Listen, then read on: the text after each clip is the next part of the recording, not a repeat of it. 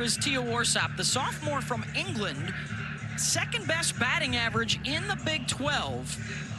Talking with Kenny Gajewski this week, they need the bats to wake up. These are critical non-conference games now for them. Tonight with Oklahoma, and in a couple of weeks from now with Texas. And for Sam Landry and the Sooners, the senior right-hander spent most of her career at Louisiana and hoping to continue the trend of transfers that help the Sooners win championships. Yeah, and she's kind of reinvented herself since arriving in Norman. She's got a really good drop ball. She's going to be in the mid-60s. She misses a lot of barrels in the zone with that late sharp break of the drop. And when you've got a really good defense, one of the best in the country, it makes your job a lot easier in the circle. And that's what Landry's going to be doing against the Pokes. Talon Edwards is the junior from Moore, Oklahoma, down in OU's neighborhood. 326 on the season.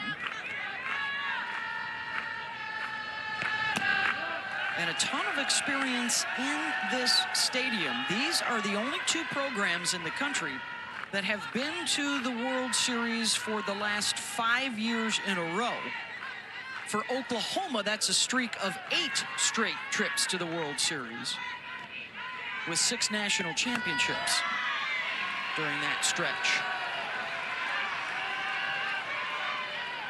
These are two programs that pride themselves in the success, obviously, on the diamond, but you know, there's a lot of great softball fans in the state of Oklahoma. USA Softball here, USA Softball Hall of Fame.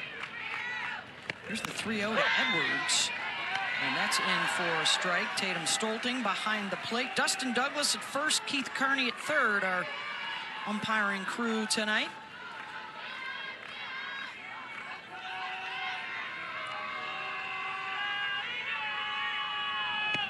And Edwards draws the leadoff walk. A lot of energy from Edwards after taking that walk. Yelling over to her dugout. It's one of the things that Oklahoma State really has to work on. Not a lot of walks as a team this year. Need to work on getting that on-base percentage up as well as walk. That's just the 88th walk of the year for that offense. And here is Tia Warsop.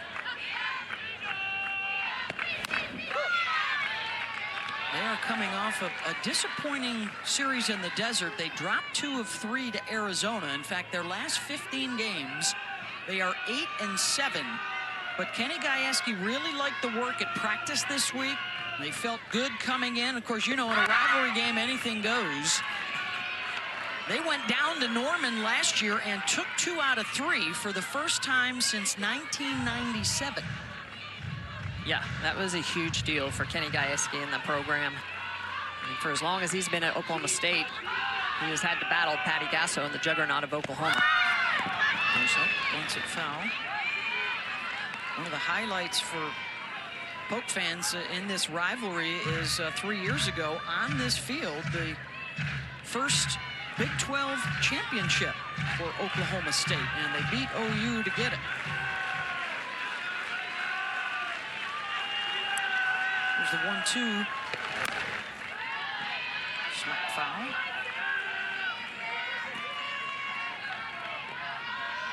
Cowgirls come in at 23-11, ranked 18th in the country. A pivotal game for them because they are on the host bubble. Now's the time of year we start talking about RPIs and who's going to be a top 16 or a top 8 seed to host in the tournament.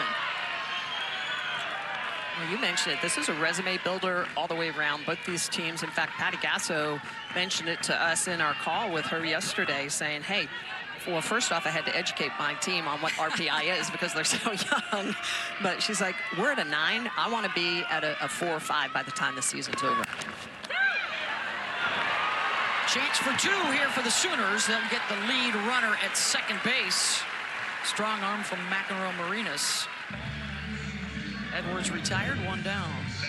But this is an Oklahoma team that has 16 double plays on the field. And you can see it hit very hard, very quickly to Nelly over there at third base. Nice turn over to Abgayani, over to Sanders, but just not in time. Tia gets down that baseline very quickly.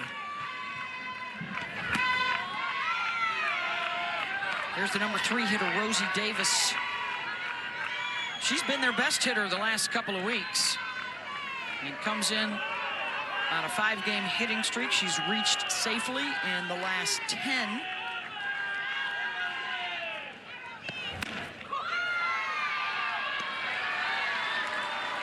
Just missed away. Nope, check that. We're going to call that a strike, 1-1.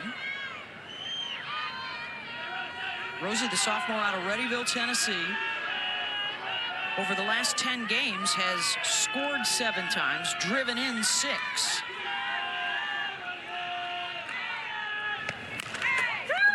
Off the glove of Landry, and her scoop over to first is offline. Warsop rounding third, heading for home. Throw to the plate, not in time, as she slides safely into the back of the base. And Oklahoma State able to take advantage of the miscue. That is a mistake defensively you don't see very often from a Oklahoma defense. This ball is going to go off of the glove of Landry, and then trying to rush to it, flips it, it gets all the way to the dugout.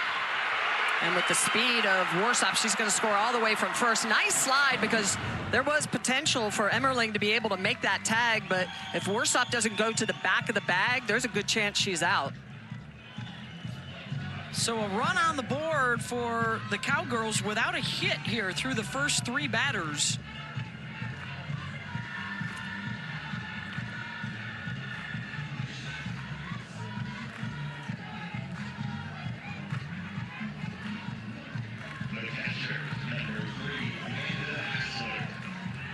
Landry will try and pull it back together. Here's the 4-hitter, Amanda Hassler.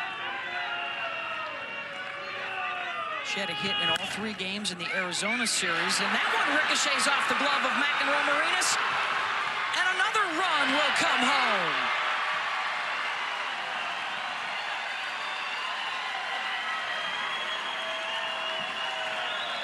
Well, this is an environment that Patty Gasso wanted to play, and we've talked about it in previous Oklahoma games at Love's Field, is that this is a young team. They graduated a lot of experience in seniors last year. It's a ball that goes towards Nelly, and you can go off of that glove. McEnroe Marinas is typically so steady Eddie at that third base position, but it goes off the glove. That's going to allow Warsop to come around. A little bit of a bobble there with Nelly, but she comes around to score. So back-to-back errors and a couple of unearned runs on the board for Oklahoma State, and still just the 1 out. Very uncharacteristic for an Oklahoma defense. Extremely. Just 20 errors coming into this game, a .979 fielding percentage. But again, we kind of mentioned it. This is the environment Patty Gasso wants this young team with not a lot of experience playing on this field to field. 9,000 fans. The pressure. There's quite a few of those young athletes out there for Oklahoma that have not played in this environment, in this stadium. Knowing what they lost from last year, their top 3 pitchers and 5 starters out on the field, they didn't play as difficult a non-conference, so they could come together, work together, and figure each other out. They've picked up wins in a couple of their SEC series, coming off a loss at home in the Tennessee series. So these big game environments are something that they're still getting acquainted with a little bit. And oh, by the way, their next 4 series in league play, all against ranked opponents. So 12 games against high RPI teams still to come. There's the 1-2 to Carly Godwin. And that will get over the glove of Agbayani. And it's the first base hit of the inning for Oklahoma State. Well, Agbayani with a really nice reach. Good read on that, but just enough on Godwin's bat to be able to drop that out onto the green. And Godwin's one of the best hitters on this Oklahoma State team. Jammed up a little bit, but she finishes her swing, and that's the key. Gets that ball to float out to the outfield, gets it beyond Agbayani, picks up the first base hit for Oklahoma State.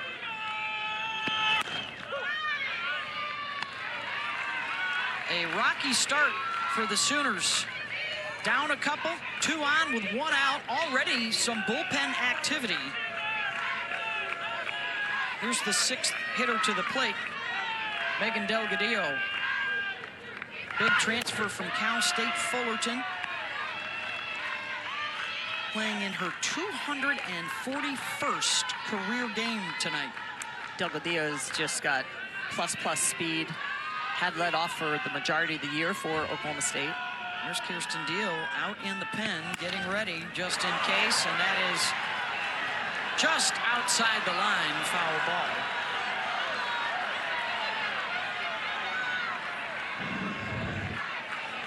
Let's see if Kenny's going to want them to take another look at it, or did it hit the glove of McEnroe Marinas down the line?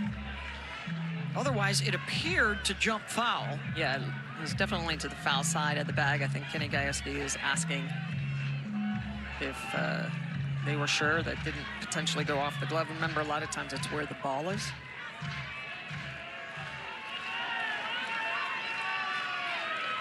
Another 1-2 to Delgadillo. 2-2. Oklahoma State, no strangers to the SEC. This is their 7th game. They're 4-2 against the SEC. They still have Texas coming up in a couple of weeks. We'll have that matchup for you on the ESPN networks. Right back to Landry to second. Agbayani turns, not in time. 2 down with runners on the corners.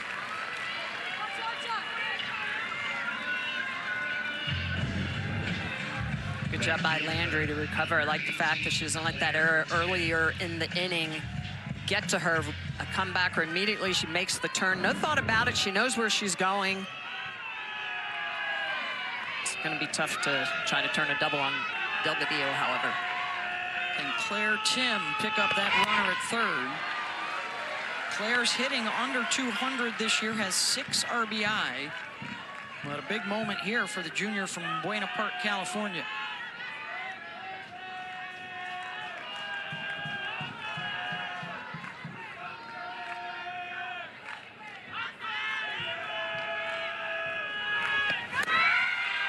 Runner goes, the throw doesn't get through. Agbayani steps in front of the base, and a swipe for Delgadillo.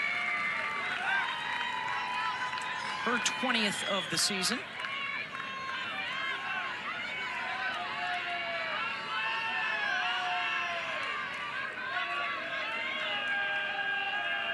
So now Tim, 2 in scoring position. She's hitting .308 this year with 2 outs. Kenny Gajewski said he's really liked the way she's come on as of late. Slow start. She had a big home run against Arizona to lead a comeback in game 1 of that series.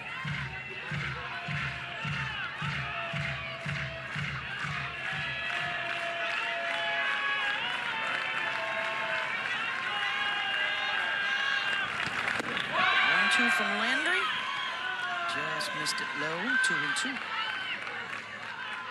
Couple of runs in on just 1 hit. There were a couple of errors. There was a walk.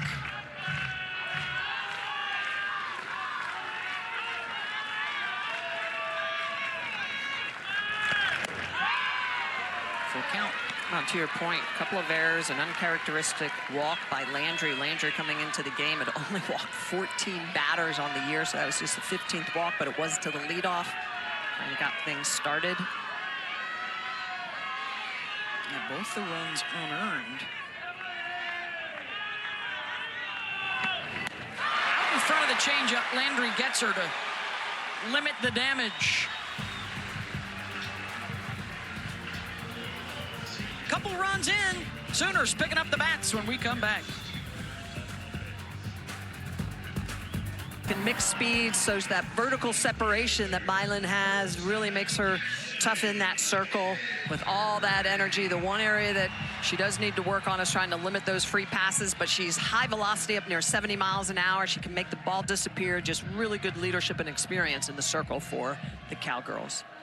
Already a strong resume, wins over Florida State, Nebraska, Texas Tech, and Arizona this year. And the transfer from Washington gets her first taste of Bedlam against Cassidy Pickering, who moves up into the leadoff spot for the first time all season. Patty Gasso said, we want a bigger presence, and she provides that.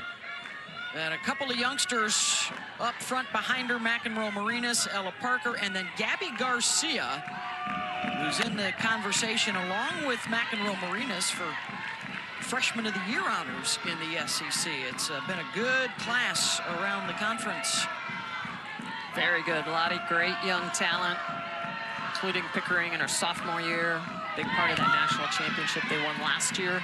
She's in the Player of the Year short list with the start that she's had. 446 on the season, 11 home runs, 38 runs batted in, and has a hit in 13 straight games. What's impressive is her power. She's one of the home run leaders on this team, but she also has that batting average, highest on the team at 446.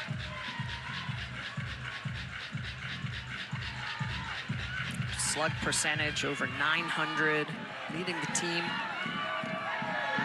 Texas, also with a terrific eye as the count goes 3-2. She's third in the country in walks. See the way that Ruby has all that power, gets out to the end of that circle. Really good form. 3-2 pitch. Ruby has that little bit of a tendency on that last video you saw to throw it that weight forward, and what that does is help get that ball to roll off the table. Both these pitchers tonight have elite drop balls. Had to reach for it, right back to Ruby. One down.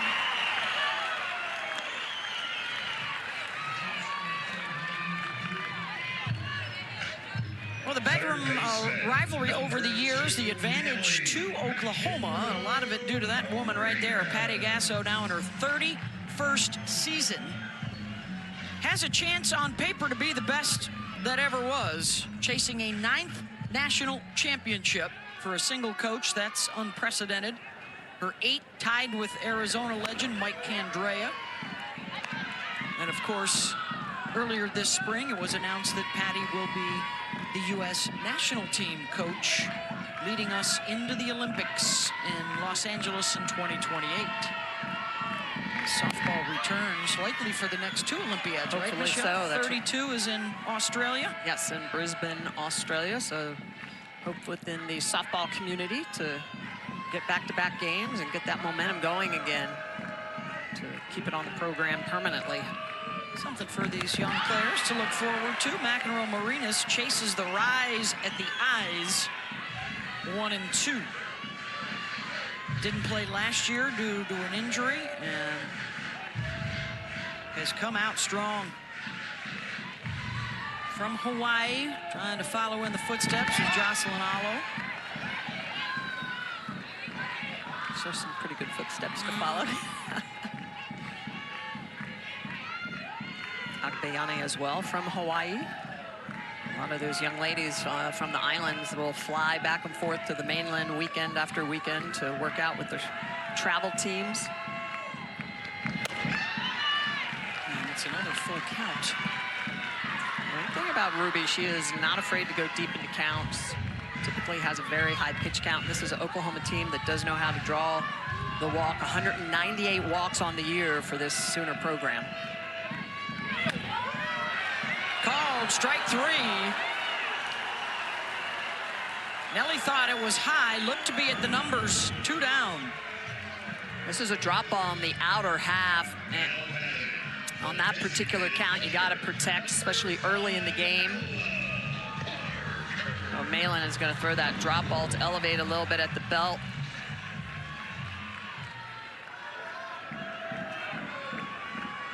Ruby's about 52% drop, 30% rise. That's where she gets most of her swing and miss. And the off speed and the changeup works in progress. Here's Ella Parker. Playing through some lower leg issues. Spending more time this year as a DP, not so much in the field. Numbers have dropped a bit in SEC play for Ella, who was a third-team All-American a year ago and a member of the All-Women's College World Series team. Yeah, just massive numbers in her freshman campaign. Really did a great job in the outfield. Stole a lot of bases as well. She's one of those athletes that is sneaky quick. You don't really expect her to take off when she's on first base, but that leg injury definitely hampering her. Falls behind 0-2.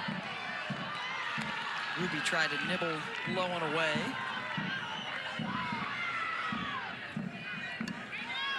Kenny Gajewski just loves her demeanor. Walks into the office, says she wants the ball every day. Slow roller to the left side, and Parker able to leg it out. Infield hit for Ella. Well, and that's the speed that we talked about with Ella Parker, is that she gets down the line, especially from that left side. And with Megan Bloodworth being deep in this particular count, she has the opportunity to beat it out and does. Really good turnover rate.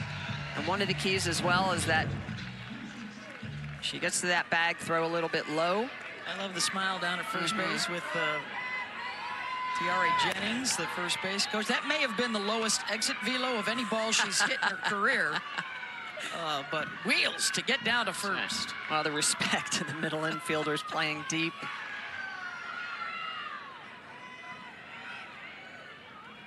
Two-out base runner. Here's Gabby Garcia. 1-1. Well, and Oklahoma State really shifted right now. Megan Bloodworth, the shortstop, is well up the middle. Rosie Davis, second baseman, is pulled over. Godwin as well, the first baseman, pulled over and deep back. Taylon Edwards, the third baseman, up and well off the line. So you know that they are just challenging Garcia on that inner half. Remember in Clearwater, Kenny had the defensive shifts with like 5 infielders and 3 on the left side. Yep, 2 outfielders, pulled in an outfielder. Willing to use those analytics to an advantage. Well, he's a baseball guy. He played baseball at Oklahoma, won a national championship there. He actually worked for Patty Gasso for a while with the maintenance crew. So there's a lot of commonality between these two programs. So Gajewski loves to play those shifts.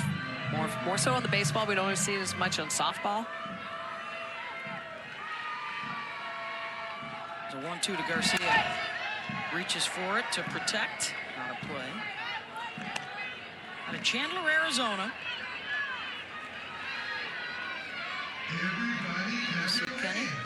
Of course, he was on Tim Walton's Florida staff that won a national championship here, and trying to bust through for the Pokes. They've been oh so close over the years. Garcia lifts that one out to left, and Warsop is there. Side retired, 1 left on, 1 in the books. Bedlam in Oklahoma City, 2-0 Pokes. And here are their numbers right now. You see them on the host regional bubble. 5 top 25 wins against the RPI. Really good strength of schedule. And still ahead of them on their schedule, obviously tonight. You got Texas, and then I think for the Pokes, you get hot at the Big 12 tournament. Maybe you pick up a win over Arizona, Texas Tech.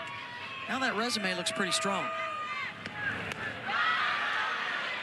Yeah, this is a team that's been a little bit up and down throughout the year, but they haven't played their best softball yet. Yeah, yet being the operative. Kenny was, you know, he's always honest.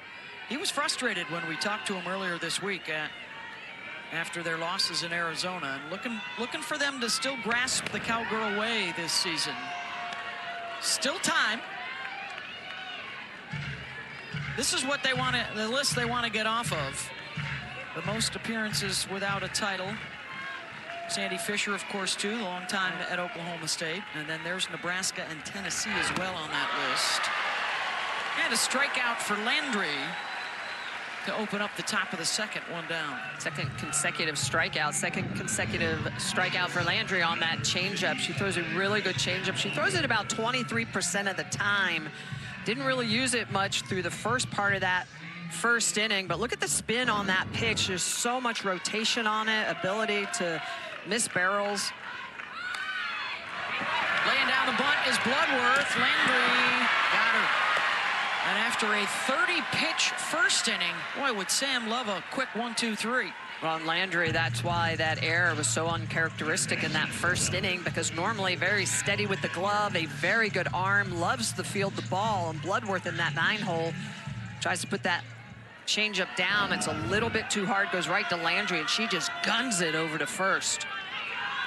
2 outs, back to the top of the order, and Talon Edwards reached on a walk her first time up.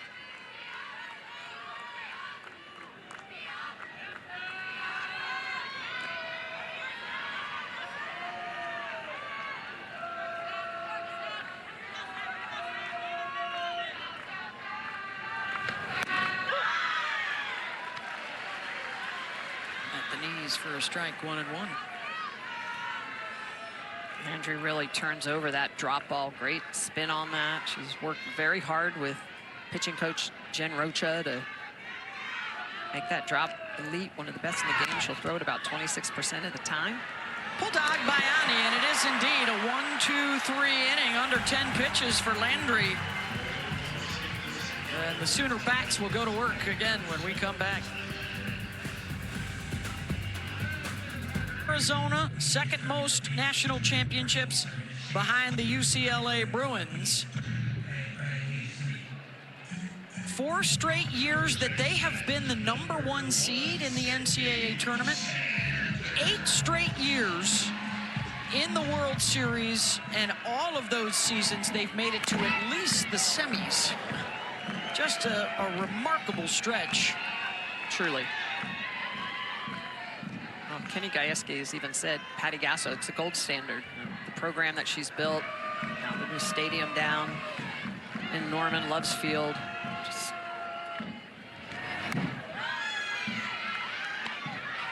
Got the bronze statue outside. That's right, that's right. That was unveiled earlier this year. That was a big move. Yes. Here's Sydney Sanders, a senior out of San Marcos, California. Only senior on the roster.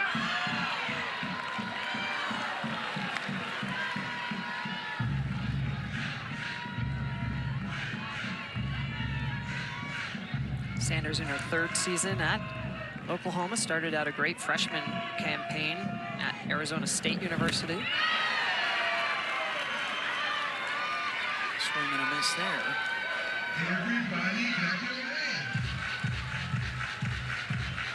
She's been flirting most of her career with about half of her hits were home runs and extra bases. For a good stretch, it was all or nothing, and she had some clutch bombs for them. Power, lots of power. Batting average elevated, 329 this year, but you're right, last year there were struggles, but then hard off the bat. Gets under that one, out to center field. Delgadillo has it, 1 down. Hey, we got some good Sunday night baseball coming your way. Shohei Ohtani and the Dodgers hosting the Cubs. Action gets underway 7 Eastern on ESPN, and the coverage begins at 6 Eastern with baseball tonight. Sunday night countdown. Defending national champs against what looks to be a much improved team on the north side of Chicago. Abby Dayton sends that one out to left. Warsop is there, and a couple of long fly balls, 2 out.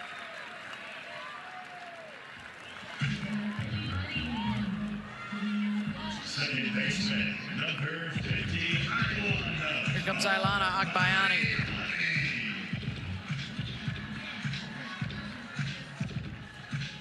All Big 12 performer last year at BYU. Prior to that, all West Coast Conference performer at BYU. me way around a couple of different conferences. Now the Cougs joining the Cowgirls in the Big 12. That's right. As Oklahoma and Texas make the move to the SEC. Texas #1 in the country. The Sooners #2. They are also in first and second place in the SEC. And we will have 2 of the 3 games this weekend. Texas hosting Tennessee, the Lady Vols, winners of the last 2 SEC regular seasons.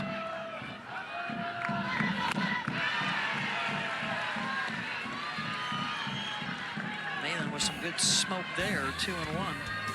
Might recognize the Agbayani name. Her dad, Benny, played in the Bigs with that same number 50. I think the biggest difference is he hit right-handed. And that will get over the head of Warsaw. Heading for second, and the stand-up double with 2 outs for Agbayani. Agbayani just so good. Can't be fooled by the fact that she's hitting 7th in this lineup. In any other lineup, she'd probably be in the 3 or 4 hole, but just a lot of power. She's well off the dish, but gets a pitch on the inner half, keeps her hands inside the ball, foot down, head down, barrels that up, goes Oppo. One of the best in the business at hitting the ball the opposite way. Warsop was pulled in, that ball to the wall. Agbayani with a big double. First runner in scoring position of the night for OU. And a conference as Carrie Eberle goes out to talk to her pitcher. And Patty Gasso, a word with Agbayani, and Bella Emmerling, the junior transfer catcher from North Carolina. She's got 9 home runs and 28 runs batted in this season. Yeah, Emmerling is one of those kids that you just cannot look at the batting average, just a .253, but those 9 home runs, as you mentioned about Beth, just so much power, a .375 batting average, a slug close to 600. How can you not love OU Nana? Come on. No, Great atmosphere tonight here at Devon Park Amazing. for Bedlam. Well, and Expecting, what, 9,000 to 10,000 for a regular season midweek game. Trying to break the record. I believe it was set here last year, Oklahoma, Texas. Road to the Women's College World Series will start May 11th with the selection show. The 43rd World Series here starting on May 29th. To the right side, and no damage done. Godwin steps on the bag, 1 stranded, and we've played 2, 2-0, folks.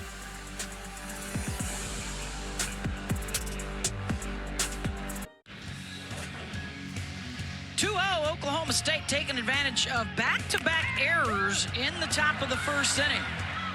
Off the bat of Rosie Davis, and then the scoop from Landry goes awry. That got a run in as Warsop scored, and then Rosie came around on just the 3rd error of the season on McEnroe Marinas. Stumbles home and scores 2-zip. So a couple of errors in the inning. Very uncharacteristic for this OU defense. Ruby Malin has kept their bats quiet, and it's back to work here for the Cowgirls. 2-3-4 coming up. That, by the way, was the first error of the season on the pitcher, Sam Landry. Yeah, this is an Oklahoma team that prides themselves with their defense. Patty Gasso was a great defensive player herself.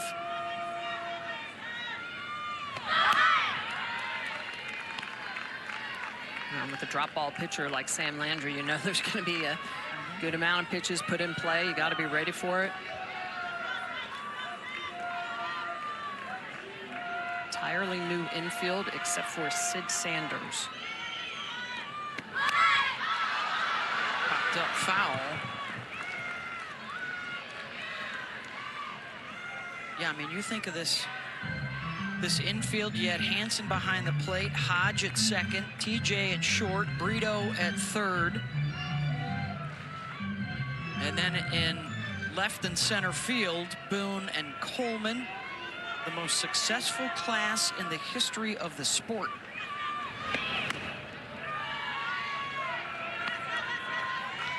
Yeah, just in every aspect of the game as well. Some of the best defensive plays you've ever seen.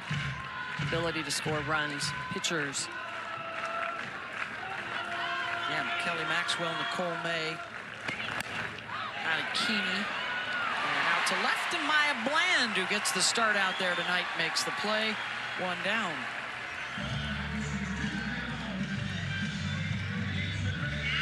Activity out in the bullpen for Oklahoma. Earlier, we saw Kirsten Deal. That is the right-hander Isabella Smith.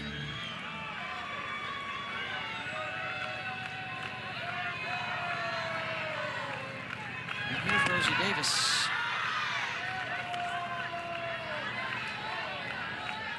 Low with the drop ball, 1-0. Yeah, Sam Landry just really starting to continue to mix up those speeds to Oklahoma State.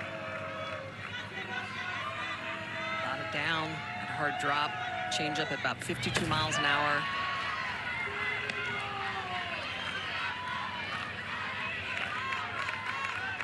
Learning to live in the spotlight, and what can be a fishbowl in Norman with the success that Oklahoma has had over the years. Patty Gasso telling us that Sam is really embracing that responsibility. Some good depth on this pitching staff. Star freshman Audrey Lowry. Yeah, very good left-handed pitcher. Yep, getting the ball in big matchups.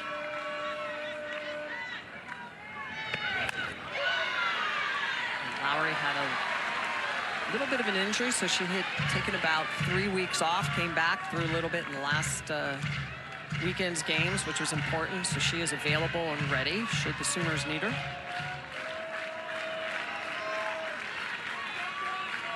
Two-two pitch. Davis puts a charge in it. Back it goes and gone. Solo home run, Rosie Davis. Her 6th of the season.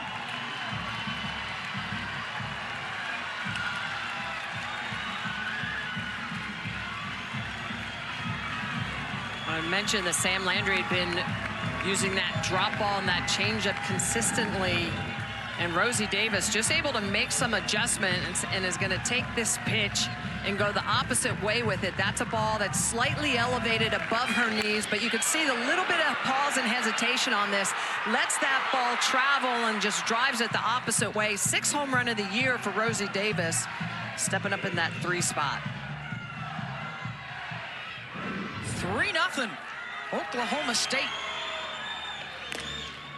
Hassler back up the middle. The spin, Garcia offline. And Hassler is on base for the 2nd time tonight.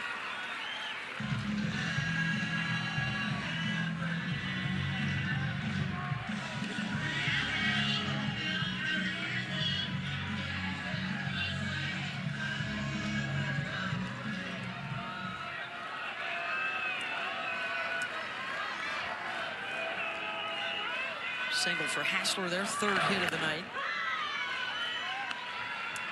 There's Carly Godwin making her 96th consecutive start for the sophomore from North Carolina. Has hit in 8 of her last 10.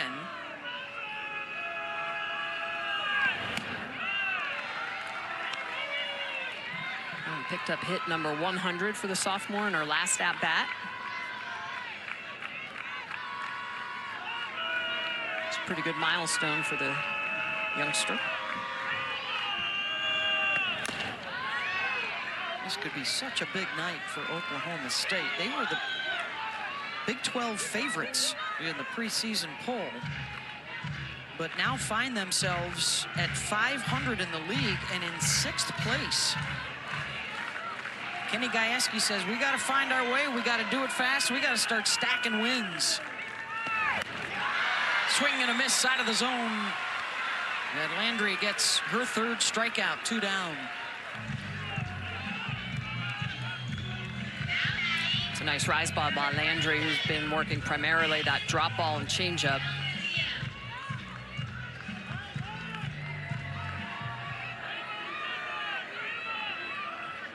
Now Megan Delgadillo.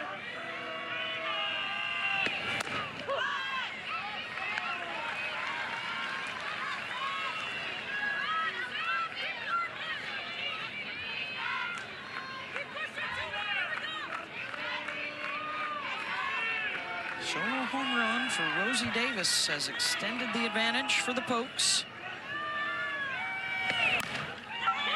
Slow roller to Nelly at third. Got it. Side retired. Coming back to Oklahoma City, we'll have Kenny Gajewski on the mic. Bedlam 2025. Little home run in the top of this inning, and Ruby Malin will go back to work. Has allowed a couple of Sooner hits through the first 2 innings. Just one base runner into scoring position so far. And it's 9 and then the top of the order coming up for the Sooners. Here's Maya Bland. 4 hits, scored 4 times in her last 8 games for the Sooners. Patty Gasso's been playing around quite a bit with her outfield. Not hesitant to move folks around based on matchups at the plate or, defensive changes that need to be made around the outfield. Bland's been out there. Dayton, Pickering, Hannah Core has had a stretch playing in the outfield as well.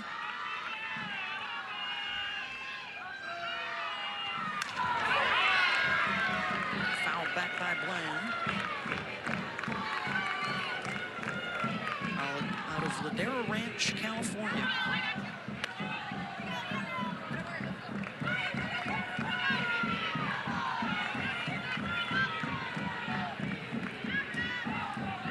Bland starting with those hands a little bit lower. Oklahoma trying to make some adjustments off of Ruby, who throws that drop ball heavy in the zone. She'll also come back upstairs.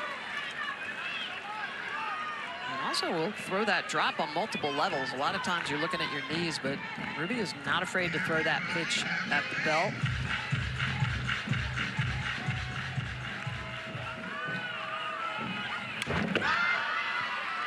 Kenny telling us she's best when she is in attack mode. Arizona the other night, game 1, she had 8 strikeouts and 8 walks. But the ability to put it in the rearview mirror, to be resilient. They've been good in close games this year. They've had a handful of comeback wins. And fouls it off. That was a quality pitch on the inner half, but Bland so good at getting rid of that. And that's the key. Sometimes as a hitter, you just got to get rid of a pitch to live for one more pitch. Lays off the rise, full count.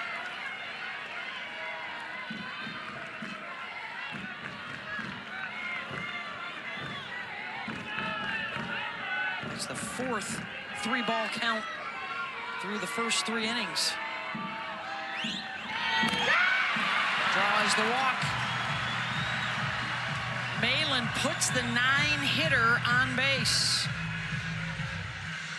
Hey, we got NWSL action coming your way on ESPN2 and ESPN Plus. Sunday night, 7 Eastern. It's Bay FC and the Chicago Stars. That's the first free pass of the night, and that passes the bat to the top of the order. Pickering grounded back to the pitcher, first time out.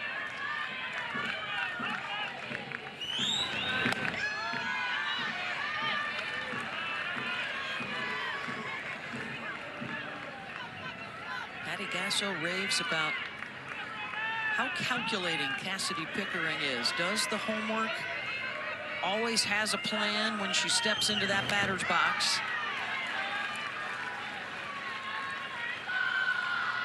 And that's one of the keys. I mean, to be an elite professional hitter, you've got to know what you're hunting.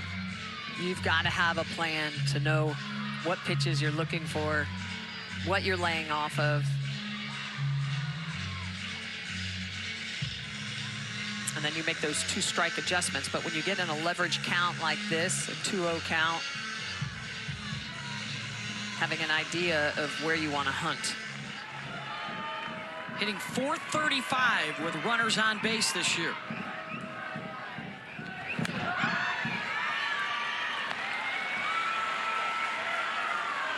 And the Count goes 3-0.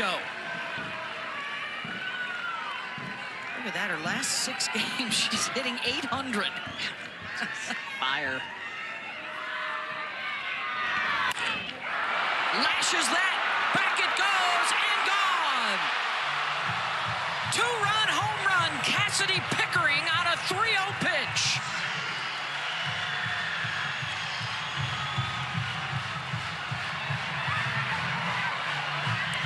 And it's not very often that you see that. A lot of college coaches do not want their hitters to have the green light on a 3-0 pitch, but Pickering, as hot as she has been lately, understands what she's looking for, and if she gets it, she has the green light. This pitch, you could just see she was expecting something on the inner half. She sees it, she gets it, she goes for it. Location of the pitch, elevated at the belt, and she just drives that out of the park. 12th home run of the year. Ground ball to second. Davis is there. 1 down. So on her 100th career hit, it's a tater for Pickering. And it ends up being a costly walk leading off the inning to the 9-hitter. Yeah, that's always the tough one, and you never want to lead off the inning with the walk, more or less to the number 9 hitter, especially with a potent offense like Oklahoma. They typically are one of the best in the country of making those walks come around to score. Here's Ella Parker, the infield hit her first time up. She had a home run in the Bedlam series last year.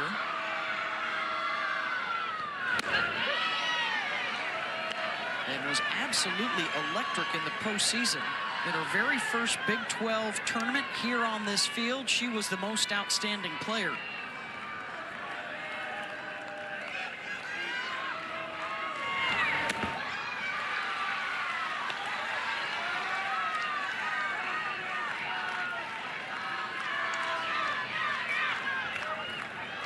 And some activity now for the Cowgirls. Katie Coots, sophomore righty.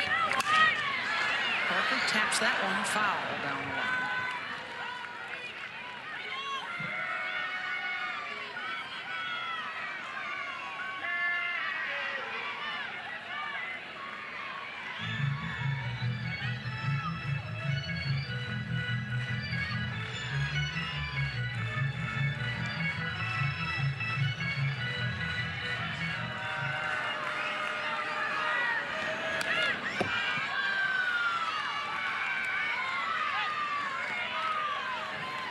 Everybody clap your hands.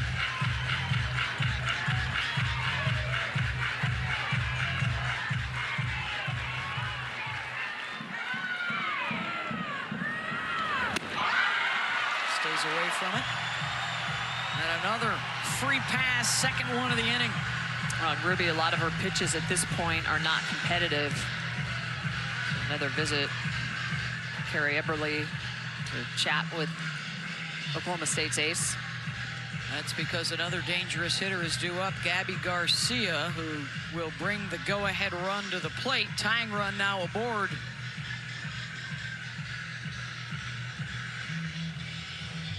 Oklahoma's been very disciplined in this inning. They have not really gone after Ruby's rise ball. They swung through it a little bit first time through the lineup. They know what they're hunting this time. Take a look at Malin's line. 3 hits given up, that 2-run home run.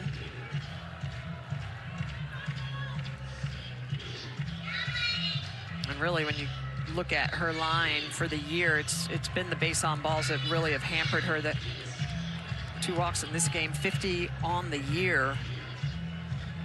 A little over 123 innings. Here comes the freshman from Chandler, Arizona.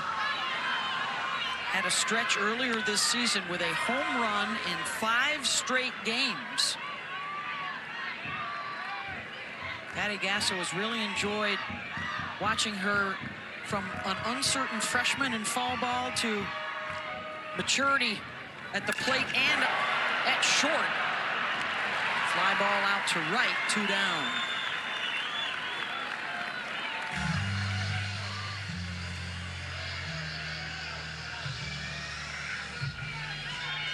So for Ruby Malin To your point, Smitty, almost as many walks as strikeouts her last 4 starts. Yeah, when you're a power pitcher like her, you can't do your hitters favors by really being too careful around the zone or throwing too many non-competitive pitches. You have to attack, and you mentioned it, Kenny Gajewski said it, when she's in attack mode, she's typically at her best, but she's got to learn to really control those pitches, bring that drop ball up at times, and get that rise ball a little bit lower and get underneath of it to induce that swing and miss. 1-0 to Sid Sanders, swing and a miss.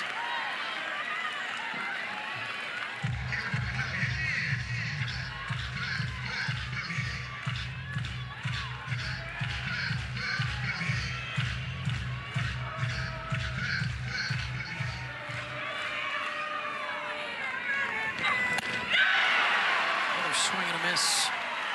Getting her to chase that rise. And it's strikeout number 2 for Malin. 1 stranded, but 2 score on a big swing, Smitty. Cassidy Pickering hitting in the leadoff spot for the first time this year. 12th home run of the year for Pickering. Getting it done, putting the Sooners on the board. In your super regionals, heading into the Women's College World Series. Both coaches, when we spoke this week, Smitty, emphasizing the importance now, with only 5 weeks left in the season,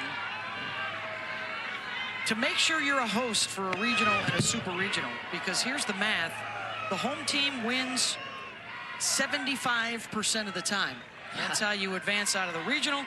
That's how you advance out of the super to get to the World Series. Yeah, absolutely. The odds are against you. It's not impossible, but it definitely makes your job a lot easier when you're playing in front of your home folks. And it's a rarity when unseeded teams make it that far. That's a fair ball. And Claire Tim with a 5-foot single. You know, sometimes you rope the ball and it gets caught by the outfield, and then other times it doesn't go very far, but the job is done, and that just hits off the base of the plate and dribbles out. Landry almost gets her. That's the type of gun and fielder that Landry typically is, but Claire Tim, quick getting down the line. Rachel Hathoot is on to run. I believe it was the great Crash Davis, Michelle, who said just one of those types of hit a week takes you from 250 to 300 batting average. I was watching that movie just yesterday. Classic. It is a classic. You can't watch it again. Here's Michaela Rourke out of Frisco, Texas. Bull Durham, of course, the reference there. Rourke had a couple of home runs in the Bedlam series last year when the Pokes went into Norman and took 2 of 3.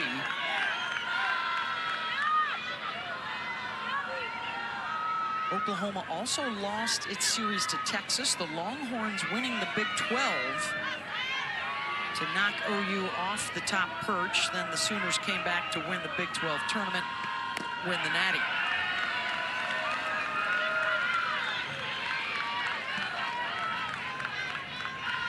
A lot of competition out there, and I think that's the thing we're really seeing this year is just the amount of talent through the middle of conferences, through the mid-majors.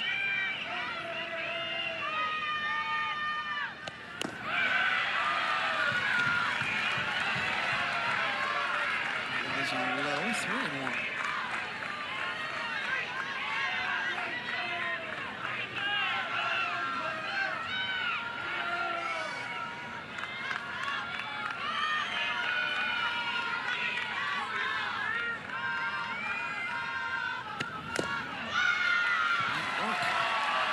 With a walk. That'll push Hathoot into scoring position down at second.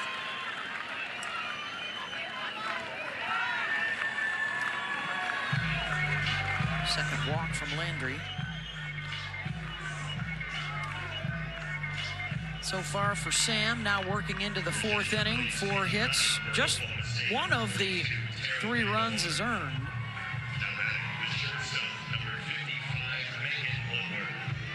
Another pinch runner out there at first base. This is Tara Vandewater. Both those hitters can re-enter. And here's Megan Bloodworth in the 9-hole. Looking to lay down a bunt, and a delayed steal is on for the Pokes. They'll swipe second and third.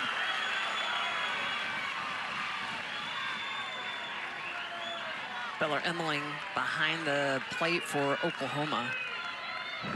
Does a really good job of framing up pitches. But that ball squirts away just a little bit. And Hadhoot sees the opportunity to be able to pick up an additional 60 feet. Well, and that's big now because it gives Bloodworth the ability to hit away. She had been showing bunt.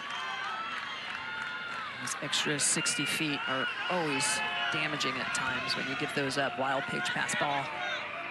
Looking for their first hit with a runner in scoring position tonight. Swing and a miss.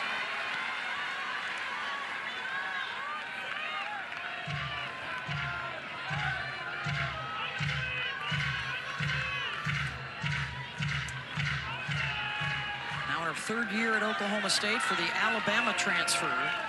Having her best overall year at the plate. And that will stay fair. The throw down to first, and Sanders does not get a foot on the base. And they are loaded with the top of the order coming up. Well, that's a difficult play for Nelly McEnroe-Marina. She's got to come in, throw off balance. Sid Sanders is going to come off the bag, because she also has to be worrying about what's happening to Hadhoot. Is she coming home? So she's got to do a little bit of a listen to her teammates, throw over to first, and it looked like Sid Sanders came off instead of stretching.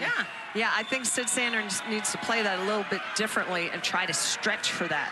Bases loaded, nobody out, infield's in. Talon Edwards, a walk and a ground out to second.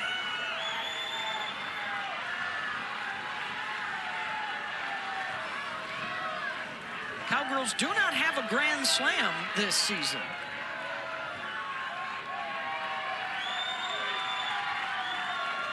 Landry steps out to regroup.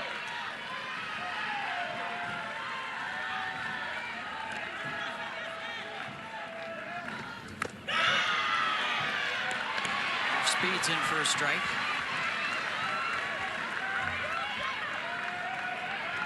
That is a big-time pitch. Bases loaded, a 1-0 count. Come back with an off-speed and be able to throw that. That is well located. Edwards snagged by Agbayani. Trying for the double play. Diving back in safely is Vandewater. One down.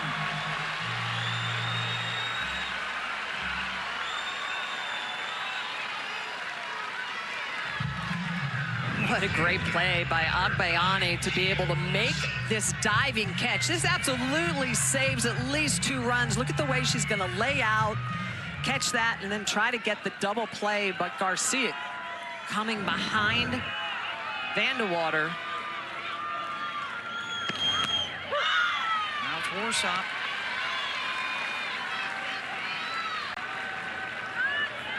When you can see the frustration, Talon Edwards just couldn't have hit that ball any better, and that's kind of been the story for Oklahoma State. A lot of Adams this year.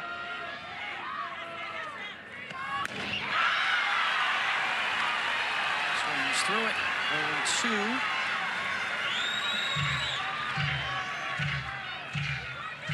0-2. Infield is staying in.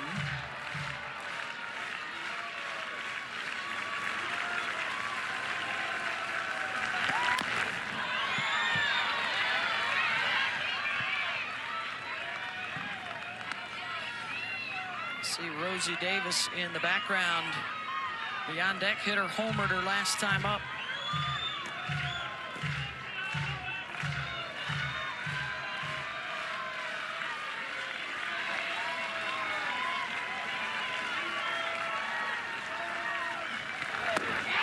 Got her. 2 down. Big strikeout for Landry. Really big strikeout for Landry. 0-2, just gets Warsop to chase that pitch down into the dirt.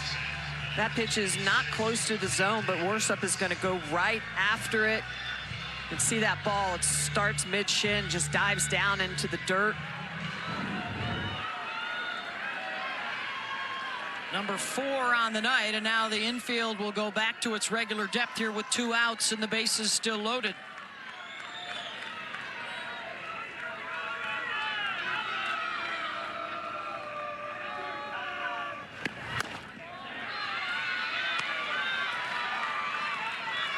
Rosie has scored 2 of their 3 runs tonight. 4 for 7 on the season with the bases loaded.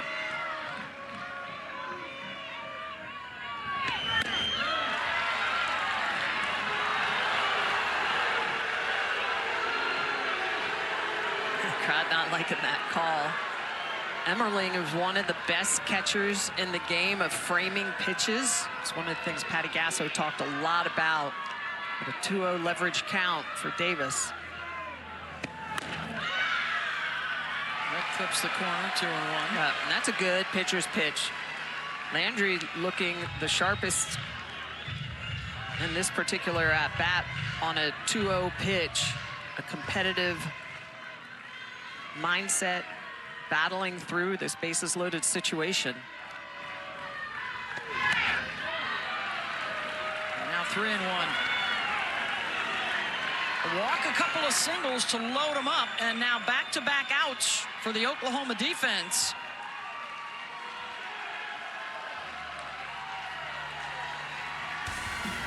How about her last AB, Smitty? Well, she went yard, 6th home run of the year on a changeup, and just stayed within her legs, hit that ball the opposite way, and I'm sure the message from Emmerling is that, look, let's not give her something too good on a 3-1 count that she can tattoo. There's bases loaded.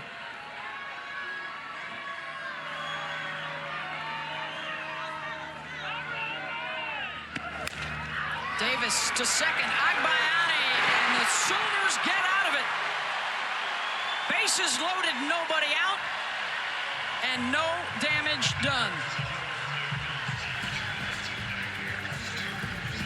The defense holds. We'll talk with Coach Gasso on the other side.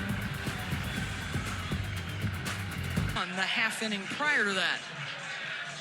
1-run game in the lone bedlam matchup between these two now that they have separated Big 12 and SEC.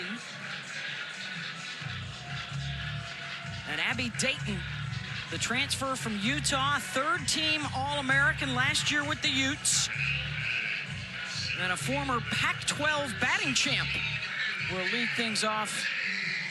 Flew out to left field her first time up. The joint is jumping for Bedlam tonight. It really is. 10,000 strong in the house. Just spectacular for softball here, of course, at the home of the Women's College World Series, Devon Park. Looks a little different without the bleachers in the outfield yet in place. We'll, of course, have those for you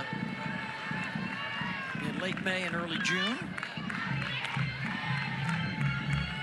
The environment still very electric. Those speakers going, and it's Bedlam. You always know it's going to be a battle.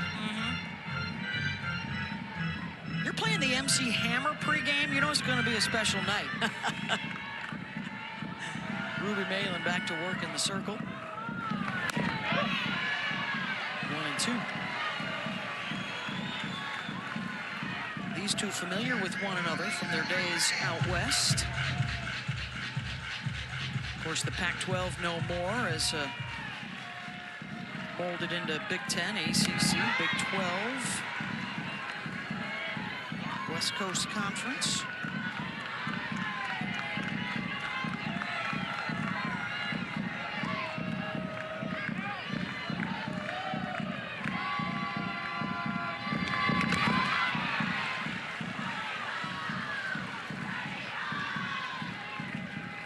And it is another full count. Had a bunch tonight.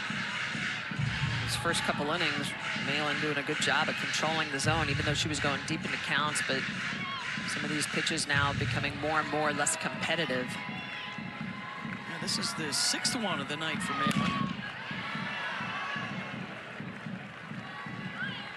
Well, that's the other thing that Oklahoma does so well is they foul off a lot of pitches when they do get into this count. so they can be patient. In other words, foul off the pitches and be patient until a ball is thrown, another ball.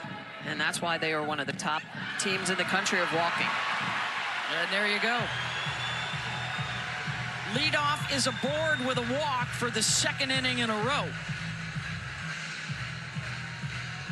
The last leadoff walker scored on the Pickering home run. And here's Ilana Agbayani, doubled out to left center her first time up.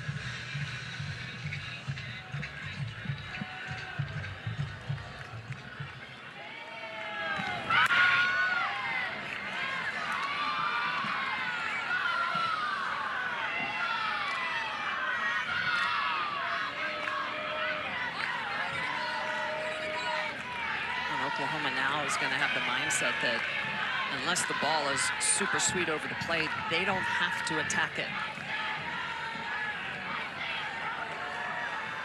And Everly will come out for another visit. There is some more activity in the Pokes pen.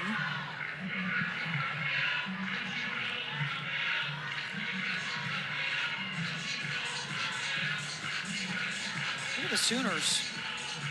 90 of the 309 runs via the walk or hit by pitch. One of their 2 tonight via the walk. And they're approaching 200 freebies for the season. Oh, that's pretty incredible when almost a third of your runs are coming from free passes by your opponent. You know you're doing a great job of taking advantage of every little thing your opponent gives you. Now over those 200 walks on the year, it's just hard to recover from that.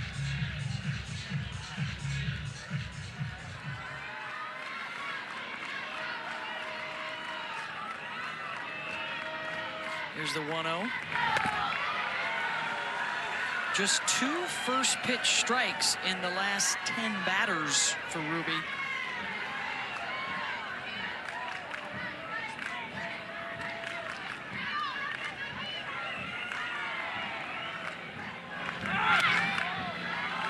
Considered a bunt. 3-0.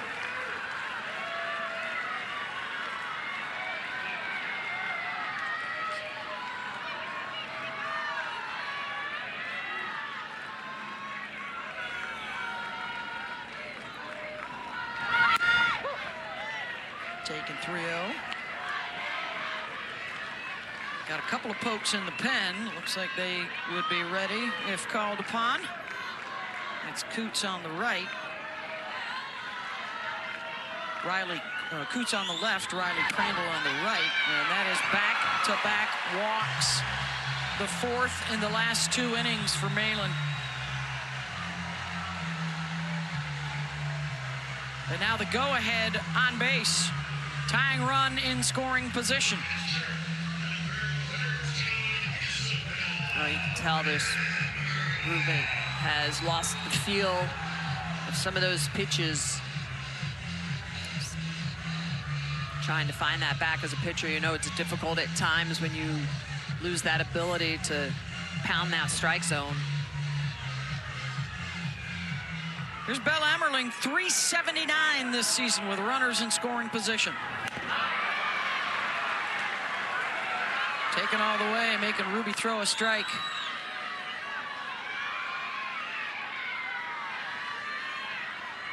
Well, this is where Ruby needs other tools. She needs that fastball. She needs something else that she can go to besides the drop and the rise.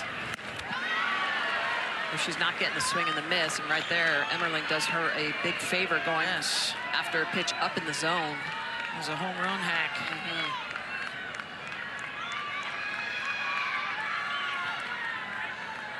See if Ruby gets her to go up there again. Ditto. 1-2.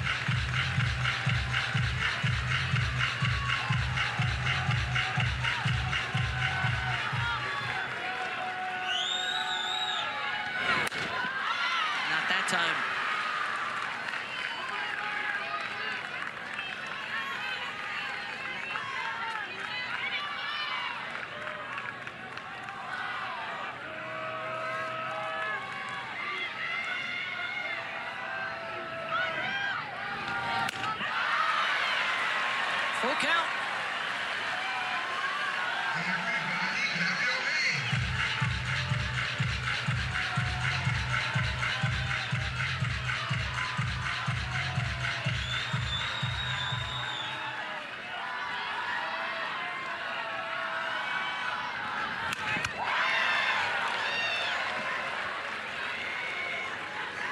Throwing all rise balls to Emmerling. They come back with that drop ball. Emmerling fouls that off.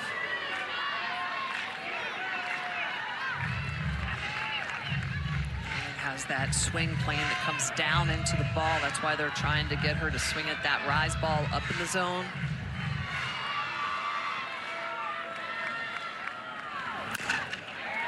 To second base the short way, and they'll get the force out at second. Unable to turn and fire to first. Yeah, and Beth, I can hear the hesitation in your voice. It looked like a potential double play with Rosie Davis up the middle. So I don't know if there was just a little bit of lack of communication between Davis and Bloodworth, but you can see where Rosie Davis is. But the problem is that Bloodworth was well over in the 5-6 hole. That's almost something that Davis potentially can take herself. Yeah. Emmerling, being a right-handed hitter, gives her a little bit more time to be able to turn that double play on her own.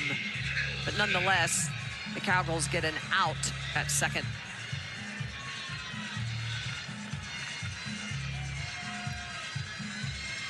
So the tying run now at third base. Cheney Helton, the pinch runner, over at first, and here's the 9-hitter Maya Bland with 1 out. Walked and scored in the second, and Helton will take second base. And boy, the Cowgirls really lucky that that one didn't get away from them. Runner going up to second, and the throw from Hassler. Take a look at Davis is going to come up, and you can see the throw goes to Davis, almost gets past her. Right now, not a lot of communication going on in that infield. They need to be a little bit more prepared, knowing where each of their teammates are positioned and what the plan is.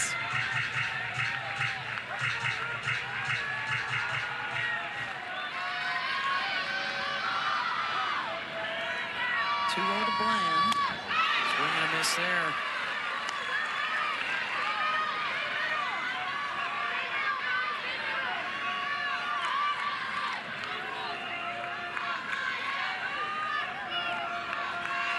The home run hitter, Pickering, on deck.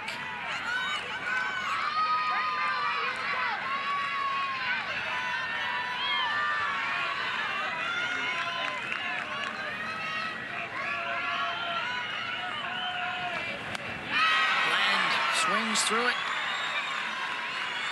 2-2. Bias 417 with a runner in scoring position this year.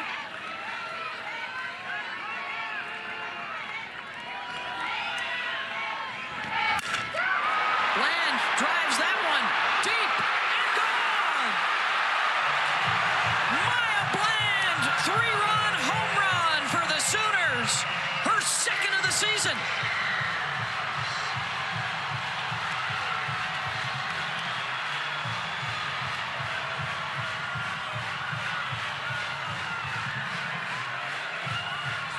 Out of the 9 spot in the order. Puts the Sooners in front. And Maya Bland fooled on a couple of rise balls earlier in this count. It's a drop ball on the outer half.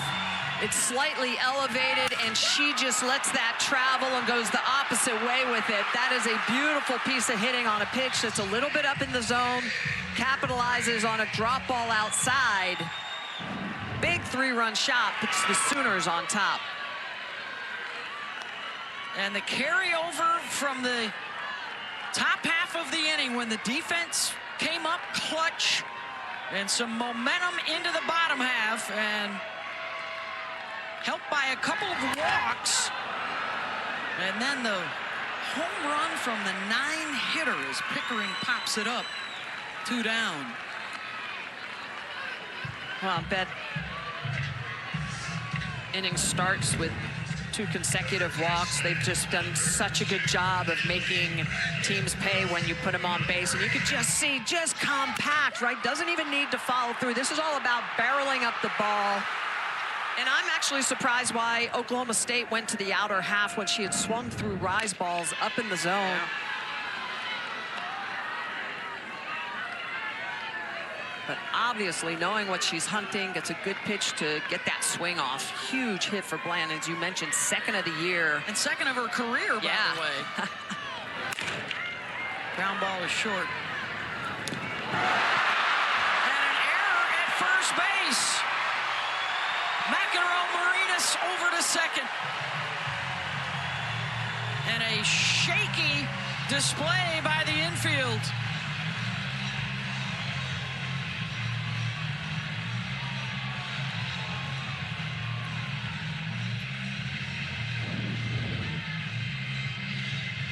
Ground ball to Bloodworth. It looks like it's going to be a routine ground ball for Oklahoma State to get out of the inning, but the throw just offline, and that's a ball that probably can be caught by Godwin at first, but it needs to be a better throw. Not out of the inning yet, and here's Ella Parker.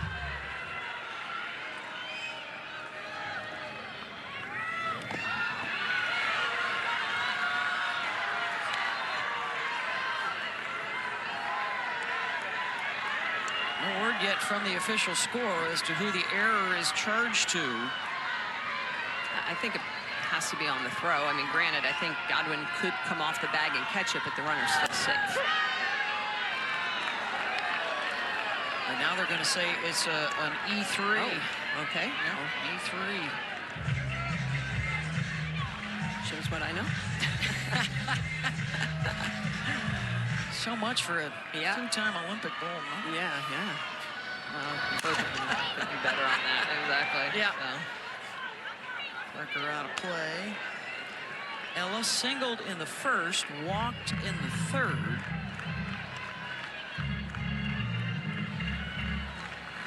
Pokes went up 3-0, and now 5 unanswered from the Sooners. Well, the Sooners are just good at not panicking. They know they give up runs early in the game. They've got plenty of game left to put runs up. Understanding they're going to make those adjustments second time through, third time through the lineup. Well, Patty Gasso told us this week she loves the fight of this team. You know, it's a group that is still growing, that is still learning. They're built a little differently. Some nights they win differently than the last 4 years with all the changes in personnel. She says she's having a lot of fun, and this is the kind of night, this kind of environment for the newbies to learn how to handle the big stage. 100%. That's why these games are just so important. And the fun that Coach Gasso talked about was the learning, the coaching, the teaching. You know, the last couple years with an experienced squad, it was more managing. And oh, by the way, still to come, Texas, Florida. Next week, they're in the Rhodes House at Alabama, one of the great softball environments. Should say this coming weekend. Have some of the action for you on the ESPN networks. A lot of great matchups. Full count again.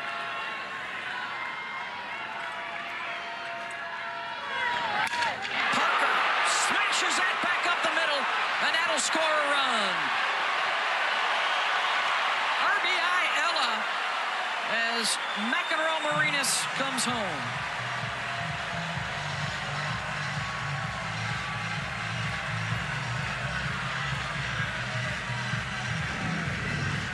The exit velocity on this hit was off the charts. This ball driven right back past Ruby, and you can see this is a drop ball in the outer half, and Parker just gets right through that ball.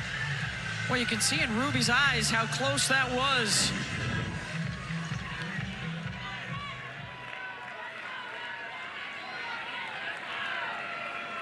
It's 6-3 Sooners.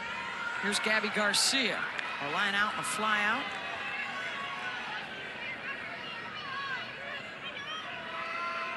That's the 11th two-out RBI of the season for Parker.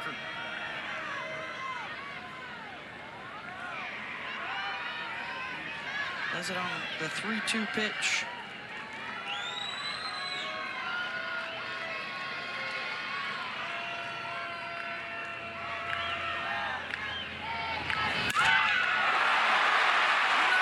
base hit.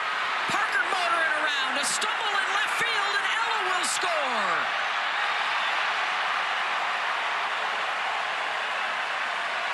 Warsop could not pick it clean, and Parker scores from first. Legs must be feeling a lot better. Another very hard hit ball. Garcia with all that talent again, letting the ball travel deep and driving it the opposite way. Just gets it right through that vacated spot. Bloodworth playing up the middle.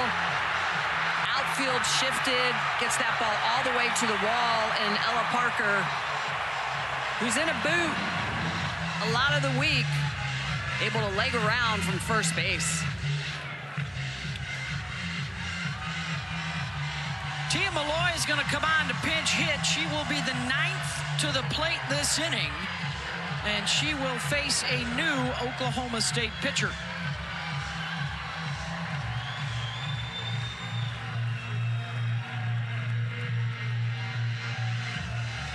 Three and 2/3 for Ruby. And it's a 2-run third inning followed by a 5-run fourth, as Katie Coots will come on.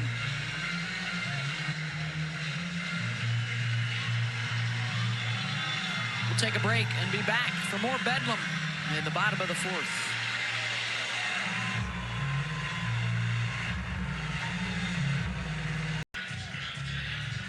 Katie Coots, the righty sophomore out of McLean, Virginia, is coming on in relief, replacing Ruby Malin. 7-4 on the season, 3.99 ERA. Got a runner at second with 2 outs, and it's the pinch hitter Tia Malloy, the freshman out of Woodinville, Washington. .224 average on the season with 5 home runs. One of the big recruits in this freshman class for OU.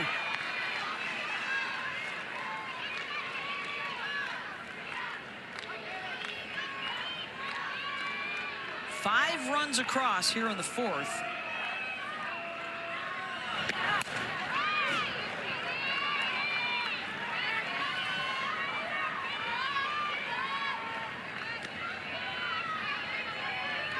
Oklahoma State led 3-0. And now 7 unanswered for the Sooners. Oklahoma able to get out of a bases loaded jam, just change that momentum. Good changeup from Coots.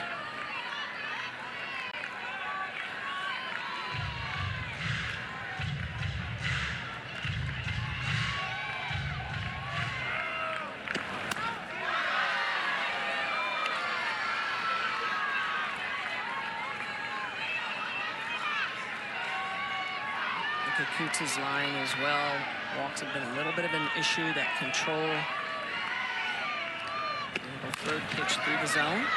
Or the grounder to first, and that'll do it. But an exit velo extravaganza for the Sooners in this 5-run fourth. Well, it starts with Mia Bland in the 9-hole, just driving that ball out of the yard. That's a big 3-run shot.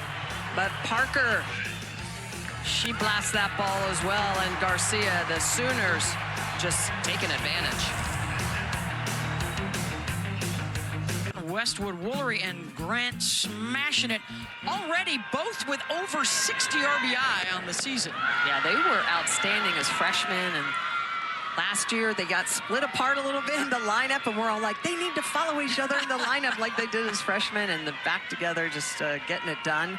But how about the pitching matchup? Tennessee, Texas, the flamethrowers, Cavan. Can't wait. Carlin Pickens. It should be a fun series. Of course, Texas, winners of the Big 12 last year. Tennessee, winners of the SEC last year in the regular season. Texas, a winner non-conference tonight. So was Florida, and so was Florida State. And so many softball fans around the country, around the world, rooting hard for Kocha at Florida State in her battle against breast cancer that went public recently. Everybody pulling for Lonnie in Tallahassee. There's a ground ball to short. Yeah, the Last one is retired. Yeah, the softball community very tight, and when one of the own has some trouble, everybody rallies around to support him.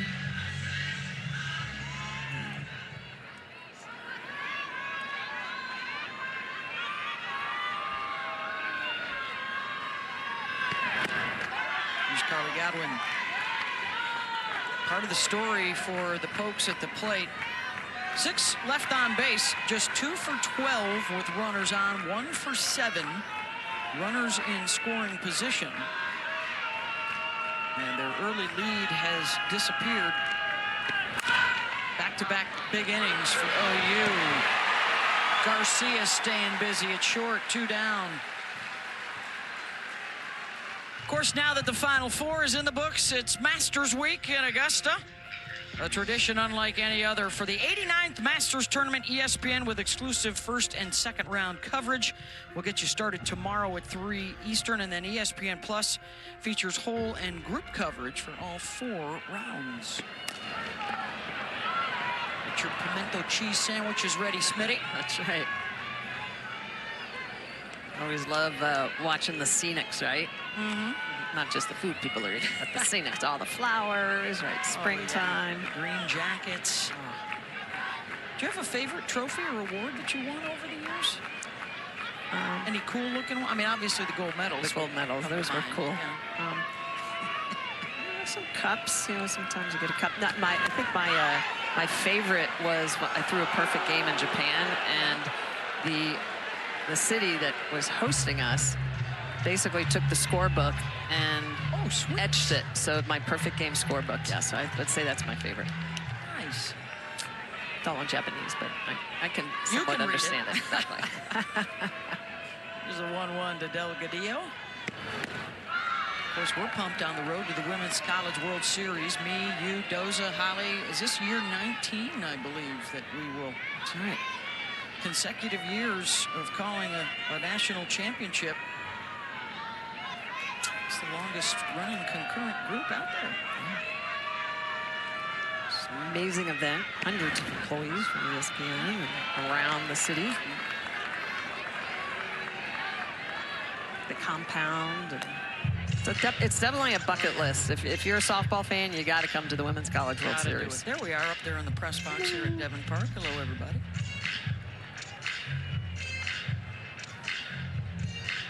Just a great environment. Love the fact that Patty Gasso, Kenny Gajewski get together with USA Softball and make sure that, you know, a midweek game, something like this can happen. Sam Landry's already had a 9-pitch inning tonight. Can she get another one right here? 9th pitch. Charging. Another 9-pitcher for Sam Landry. 7-3 Sooners to the bottom of the 5th.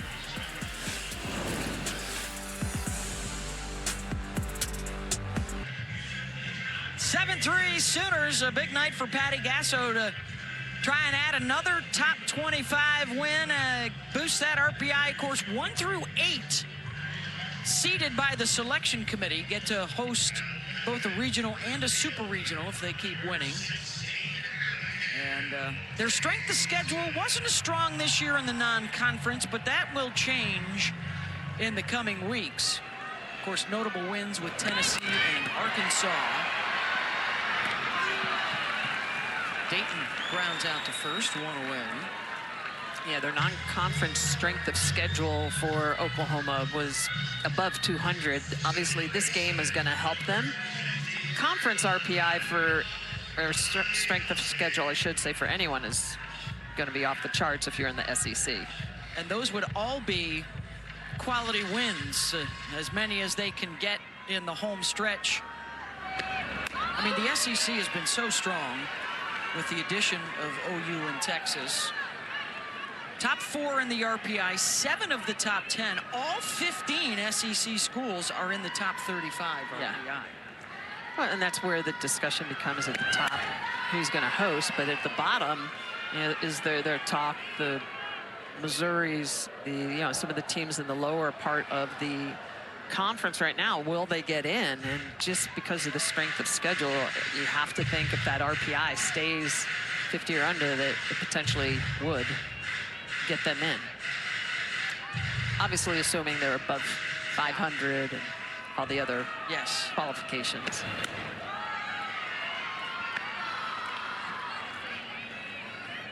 Agbayani a double and a walk tonight.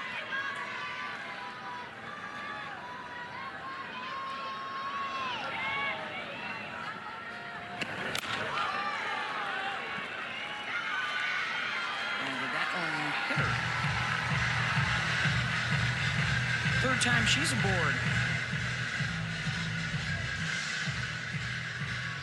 Hey, here's this week's ABC Hockey Saturday matinee doubleheader for you. Alex Ovechkin will be with us, the new career scoring leader. It's the Caps and Jackets, and then the Rangers and the Canes coming your way Saturday. Double dip for you from the NHL as the regular season starts to wind down, and hockey and hoops. Big split this week downtown. The Thunder losing to the Lakers and then beating the Lakers. A bit of hysteria around the hotel downtown this week.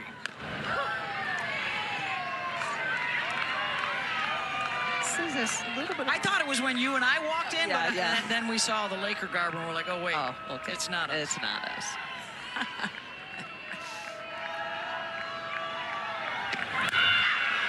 Runner goes, the throw down, a little off target, and sliding in safe is Agbayani.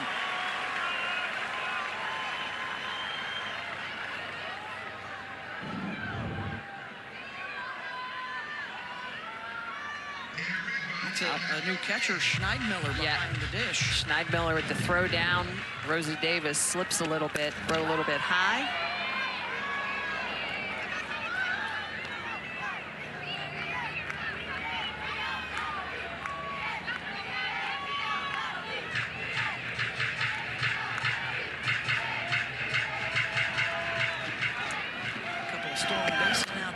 Sooners.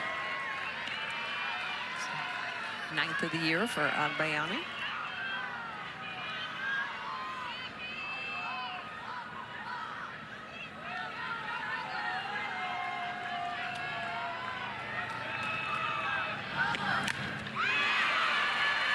Foul tip and stays in Schneidmiller's glove. 2 down.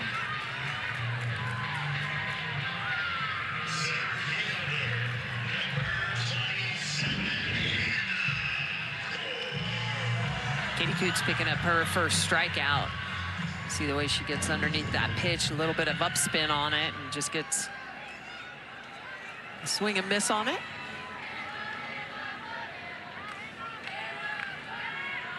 It's a 1 on and 2 outs.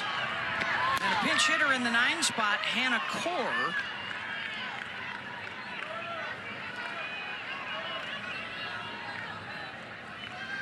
So Maya Bland, after hitting the 3-run home run, well, she did her duty tonight. And with the wealth of outfielders at Patty Gasso's disposal, Kaur will take some swings here. A terrific story is come back from a pair of back surgeries. Keeps coming back into the lineup for OU. Junior out of Yorba Linda, California. One of those Orange County Batbusters that just do a good job of growing and learning in that system. Southern California. Batting average has jumped from .211 last year to .343 this season.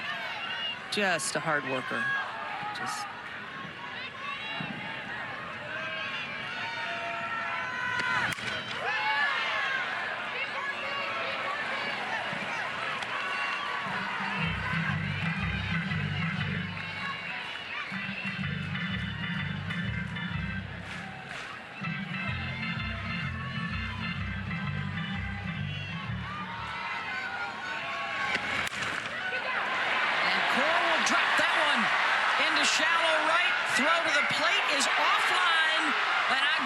sneaks in the back door. pinch hit RBI single for Core. And that's 4 RBI out of the 9-hole tonight for OU. Yeah, the bottom of the lineup has been so strong for the Sooners. Hannah Core, favorite athlete, Mike Trout, goes up there hitting like him, getting that runner in scoring position in for the Sooners. Just going to drive that ball the opposite way. And Agbayane just getting to the plate, coming to the backside. The Sooners celebrating everything. All those little accomplishments are always well celebrated with this program. A lot of drive.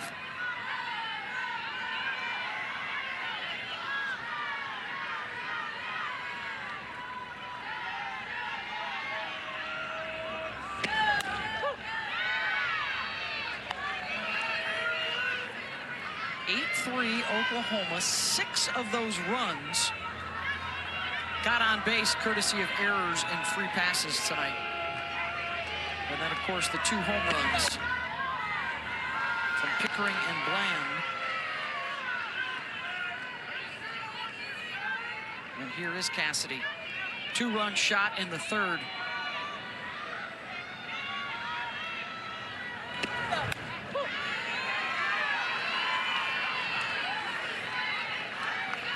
The hit streak now at 14 games in a row. She had a stretch at the end of last month, 15 consecutive at-bats reaching safely. Yes. It was a week's worth of games where she was on base every at-bat.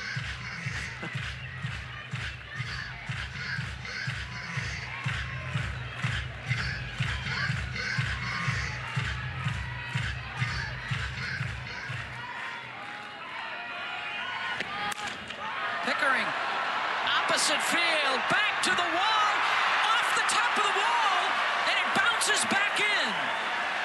And a run scores. Inches away from her 2nd of the night.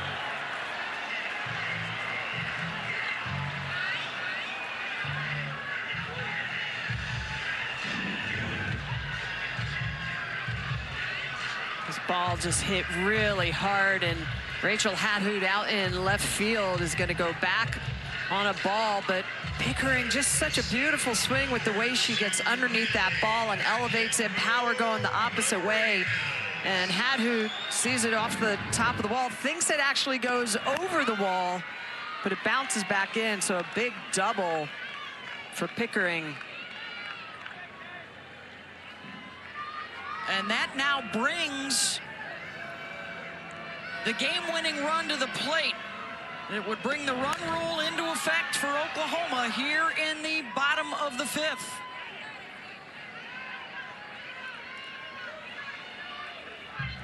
RBI singles from Core and Pickering, and here is McEnroe Marinas.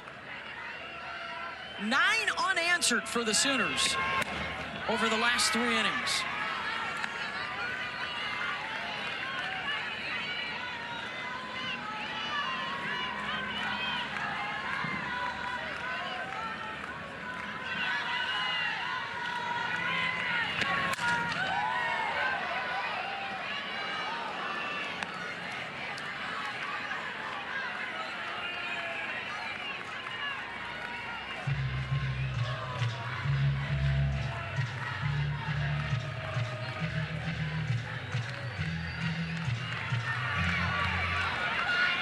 From Coots.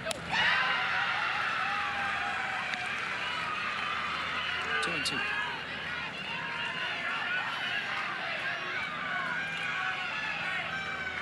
Nelly's 0 for 3, did reach on an error in the 4th and scored.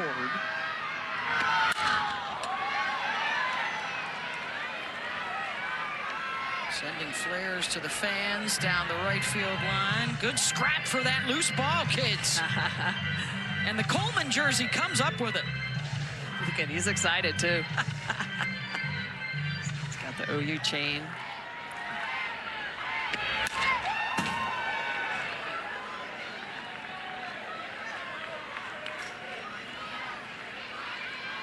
It's a good big sis there showing her support.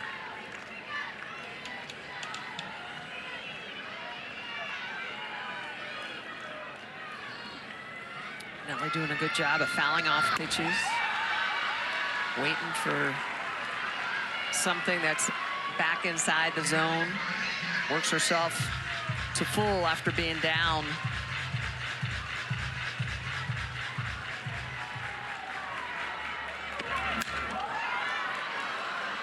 Waited on the change to swat that out.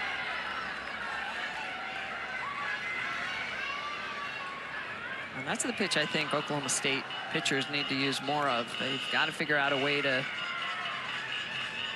change velocities, have something else to go to. We talked to Coach Rocha, Jen Rocha from Oklahoma, and one of the things she really makes sure that she's working on with her pitchers is just the ability to have separation and velocity as well as movement, vertical separation, rise ball, drop ball. Just have to have some tools. Ball 4. And here comes Ella Parker with a chance to end it.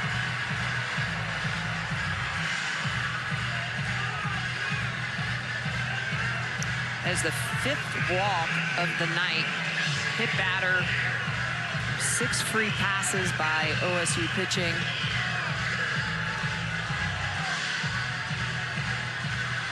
Ella, 2 singles, a walk, has driven in a run.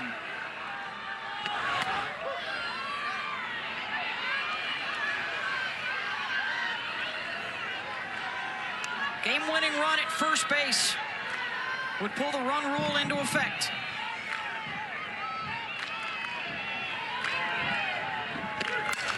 Parker, foul.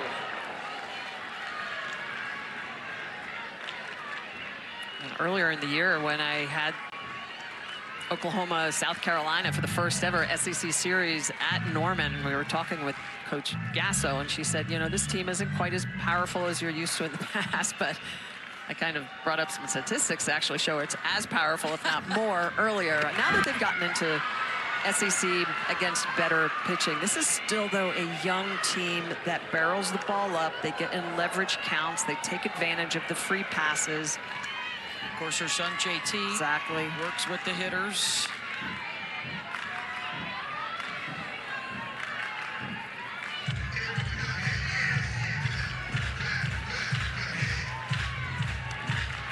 I'm sure the conversation right there Coach Gasso is having with Coach Rocha is who comes back out if they don't end the game. Parker out to left field. That'll score 1.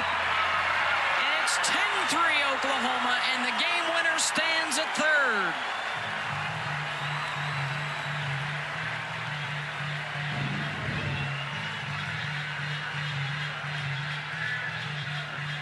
Ella Parker having herself a great night. 3 hits and a walk. Pitch on the outer half, a little bit off speed, and she's just going to barrel that up. She waits on it, drives it the opposite way.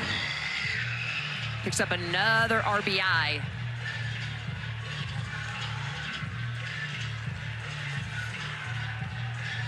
Riley Zakay will be the pinch runner out at second. But the only one that matters right now is Nelly at third. And it will be another freshman that can walk it off at the plate, Gabby Garcia.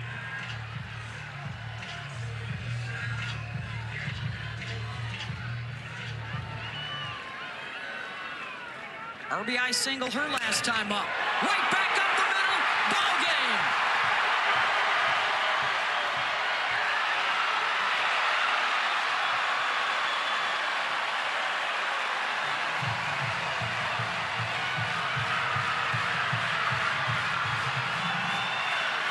It took them a while to do the math, but they got it.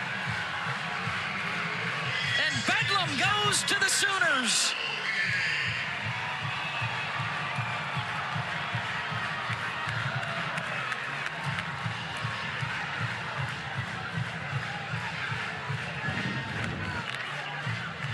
Gabby Garcia showing why she's the reigning freshman of the week in the SEC. Takes a pitch on the inner half and just drives it right back up the middle. It's a drop ball that she just gets through.